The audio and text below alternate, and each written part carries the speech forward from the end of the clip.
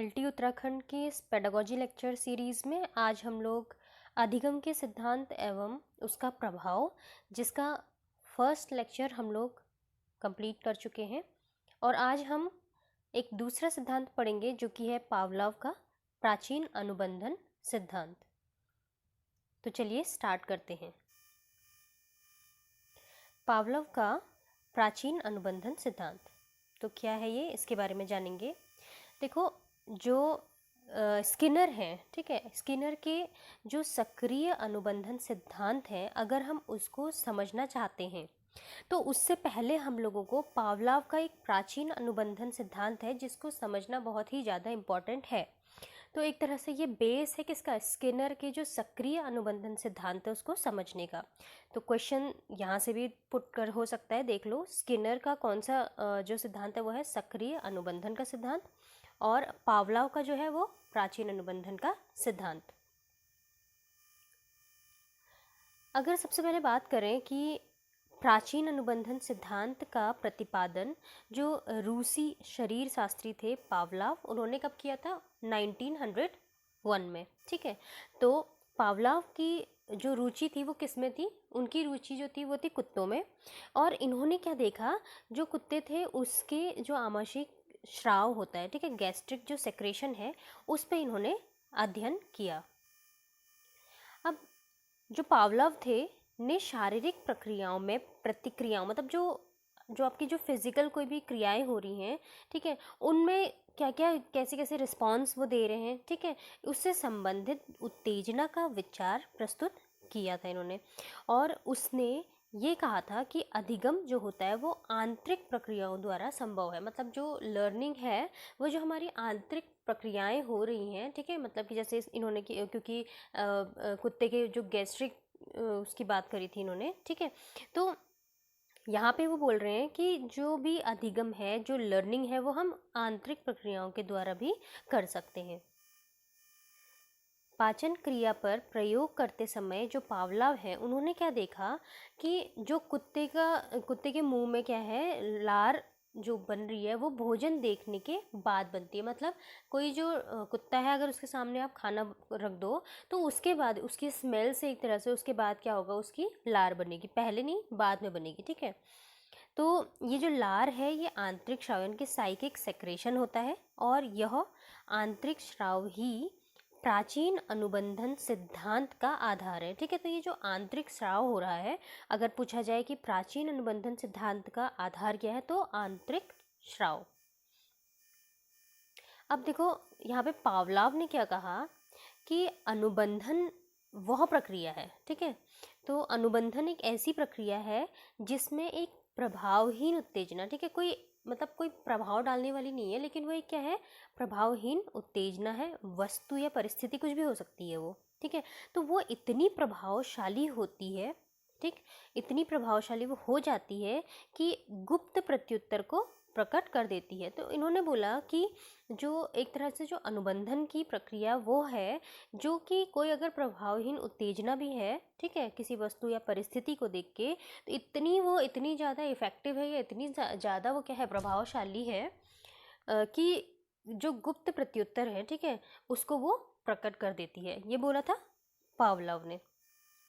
तो जो पावलोव थे, पावलोव ने जो तथ्य जो थे वो दिए, ठीक है, और तथ्य देते हुए उन्होंने ये स्पष्ट किया कि अगर कोई साधारण, ठीक है, यह साधारण बात है कि जो कुत्ता है उसके मुंह में क्या हो रहा है, लार जो है वो खाने को जब वो देख रहा है उसके बाद बनती है। किंतु यदि कुछ प्रयासों तक भोजन के साथ कोई अन्य उद्दीपक, ठीक है, सिर्फ खाना ही ना दिया जाए और कोई और उद्दीपक, या हम कह सकते हैं उसको स्टिमुलस, अगर कोई और दे दिया जाए, भी प्रस्तुत किया जाए, तो भोजन के स्थान पर वो जो दूसरा हम स्टिमुलस दे रहे हैं उससे भी लार पैदा हो सकती है, लार उत्पन्न हो सकती है। मतलब कि सिर्फ हम कह रहे हैं कि खाने के साथ ही नहीं, ठीक है, खाने को देख के ही नहीं, बल्कि अगर हम भोजन के साथ साथ, ठीक है, कोई और चीज़ रख देते हैं, ठीक है, तो इनको देख के भी क्या होती है, एक तरह से लार का आ जाना, ये हम एक तरह से अप्लाई कर सकते हैं, ठीक है। कैसे होगा, देखो पावलाव ने अपनी सिद्धांत में सबसे ज़्यादा जो इम्पोर्टेंट एक तरह से बताया है वो बताया है अभिप्रेरणा को। मोटिवेशन यहाँ पे बहुत ज़्यादा इंपॉर्टेंट है किसी चीज़ को पाने के लिए। जैसे कि कुत्ता है, अगर उसको हम खाना दे रहे हैं तो वो मतलब खाना उसका एक तरह से क्या है, उद्दीपक है। उसको देख के वो क्या हो रहा है, उसके मुंह पे लार आ रही है। अब देखो जो पावलाव ने जो एक्सपेरिमेंट किए थे वो क्या थे। तो सबसे पहले जो पावलाव थे उन्होंने किस पे, क्वेश्चन आता है कि पावलाव ने किस पर प्रयोग किया था, तो कुत्ते पर किया था। ठीक है, तो उन्होंने जो कुत्ता था उसको भूखा रखा और उसको जो है एक मेज के साथ बांध दिया। ठीक है, कुत्ता जो था वो भूखा था और कुत्ते को क्या किया उन्होंने, मेज के साथ बांध दिया। इस कुत्ते की लार ग्रंथियां, अब देखो जो उसकी जो लार ग्रंथियां थी उसका ऑपरेशन कर दिया गया और उसको एक तरह से कहाँ अटैच कर दिया गया, किसी परख नली में। ठीक, उसकी जो लार की बूंदों को परख नली में एकत्रित करके लार की मात्रा भी मापी जा सके, इसलिए उसका ऑपरेशन कर दिया गया उसकी लार ग्रंथियों का। समझ में आया यहाँ पे तक। तो क्या किया, जो कुत्ता था उसकी जो लार ग्रंथियां हैं उनका ऑपरेशन कर दिया और उनको अटैच कर दिया एक तरह से परख नली से। ठीक है, जिससे कि कोई टेस्ट ट्यूब है अगर उसमें क्या हो, सारी की सारी जो उसकी लार कितनी बन रही है वो उस परख नली में जाए और उस परख नली में कितनी लार आई है उसके बाद क्या किया जाए, उसको मेज़र कर लिया जाए। अब हुआ क्या कि स्वतः चालित यानी कि जो सेल्फ ऑपरेटिंग यांत्रिक उपकरणों की सहायता से कुत्ते को भोजन देने की व्यवस्था थी। ठीक है, अब यहाँ पे स्वतः चालित जो सेल्फ ऑपरेटिंग जो आपके जो यांत्रिक उपकरण हैं उनके द्वारा कुत्ते को क्या दिया जाएगा, भोजन देने की व्यवस्था थी।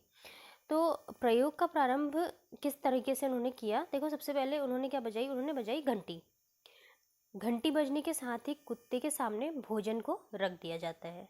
ठीक है, अब खाना जब है, खाने को देखकर कुत्ते के मुंह में लार आना ये तो एक नॉर्मल फिनोमेना है। ठीक है, तो घंटी बजते ही कुत्ते के सामने भोजन आता है और भोजन को देखते ही उसके मुंह में क्या होती है, लार आती है। और इस लार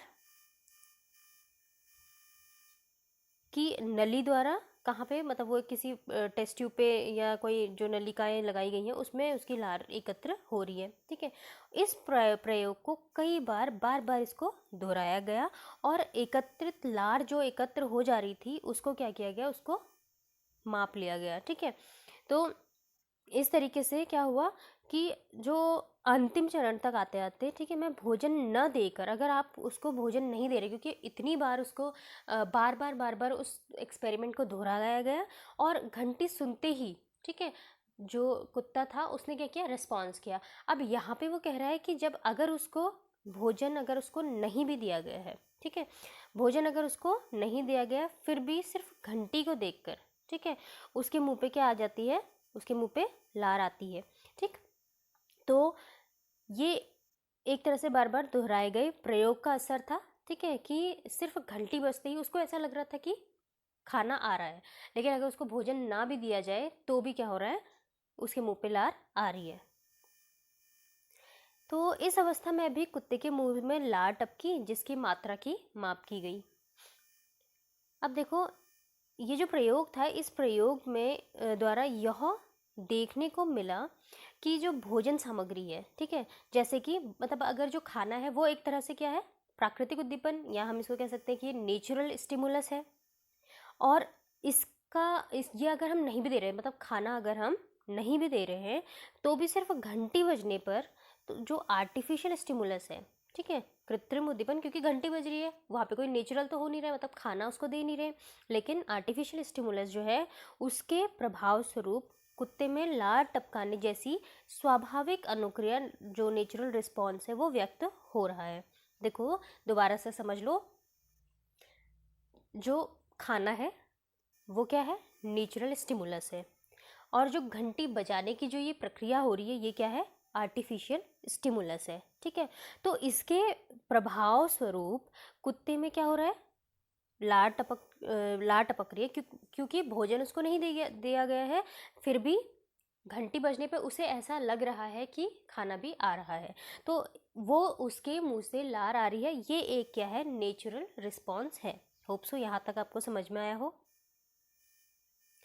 अब देखो एक डायग्राम के थ्रू ये समझाया गया है ठीक है, कि यहाँ पे देखो एस दिखाया है और ये क्या है, प्राकृतिक उद्दीपन। ठीक है, प्राकृतिक उद्दीपन यानी कि नेचुरल स्टिमुलस। नेचुरल स्टिमुलस क्या था, भोजन प्रस्तुत करना।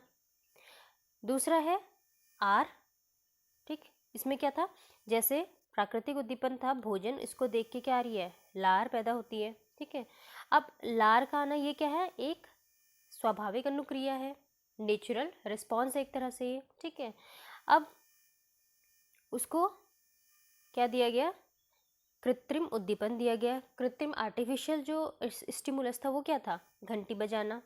और उसके बाद यहाँ पे S1 दिखाया गया है कि वो क्या कर रहा है, एक जनरल अलर्टनेस यानी कि सामान्य रूप से सचेत होना। तो ये चार प्रक्रियाएं एक तरह से यहाँ पे हो रही हैं। ठीक है, और इसको किससे दिखा रखा है, एक जेट के शेप में, एक जो एक डायग्राम के थ्रू यहाँ पे प्रेजेंट किया गया है। अब अगर हम इसकी बात करें, देखो अब ये जो प्रयोग था, ठीक है, इसमें ये सीखा गया है कि घंटी जब बज रही है, ठीक है, तो खाना मिलता है।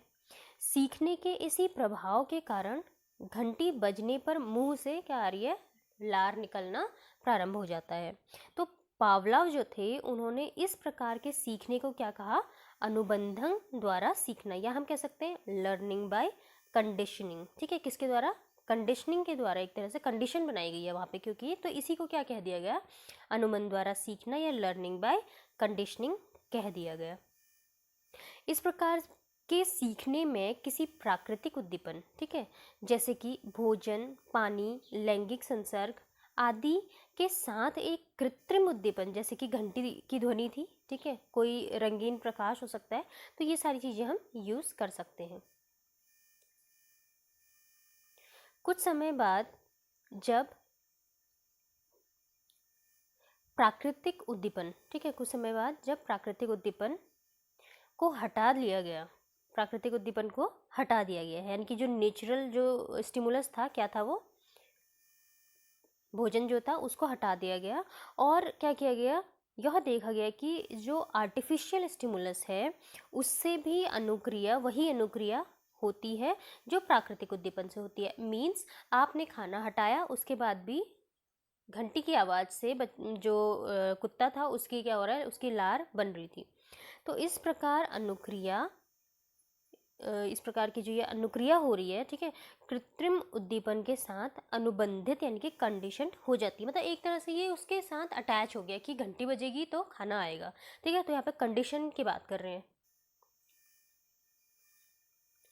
अब अगर हम इसकी मतलब ये तो पूरा आपका हो गया कंप्लीट कि कैसे था, क्या उन्होंने एक्सपेरिमेंट किया था, ठीक है, किस पे एक्सपेरिमेंट किया था। ठीक, अब अगर हम इसकी शैक्षिक उपयोगिता के बारे में समझें तो देखो, सबसे पहले जो ये अनुबंधन है या जो कंडीशनिंग है, उसके बाद क्या होता है, भय, प्रेम, घृणा आदि के भाव आसानी से जागृत किए जा सकते हैं। ठीक है, अगर हम एग्जाम्पल दे दें, देखो अगर कोई बच्चा है, ठीक है, वो जो उसका मान लो जो मैथ्स पढ़ता है जिससे, या मैथ्स के जो टीचर हैं, ठीक है, वो उससे अगर सही व्यवहार नहीं कर रहे हैं, ठीक है, उनका बिहेवियर जो है वो बच्चे के प्रति अच्छा नहीं है, या वो बात बात पे उनको परेशान करते हैं या उनको मारता पीटता है, ठीक है, बच्चे को, तो क्या होगा, जो बच्चा है वो धीरे धीरे उस जो टीचर होगा उससे वो परेशान होगा, और सिर्फ परेशानी नहीं, यहाँ तक कि जो वो सब्जेक्ट पढ़ा रहा है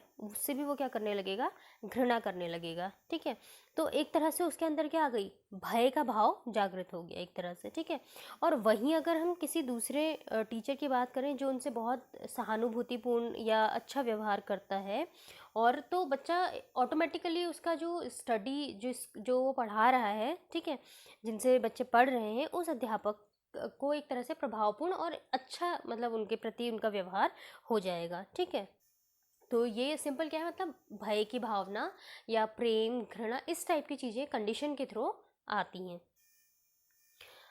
और अगर कोई टीचर उनसे अच्छा व्यवहार रख रहा है तो वो एक तरह से उनके द्वारा गया जो पढ़ाया गया जो विषय है उसमें भी वो क्या लेते हैं, इंटरेस्ट लेते हैं, और अध्यापक के प्रति भी वो स्नेह और आदर की दृष्टि रखते हैं।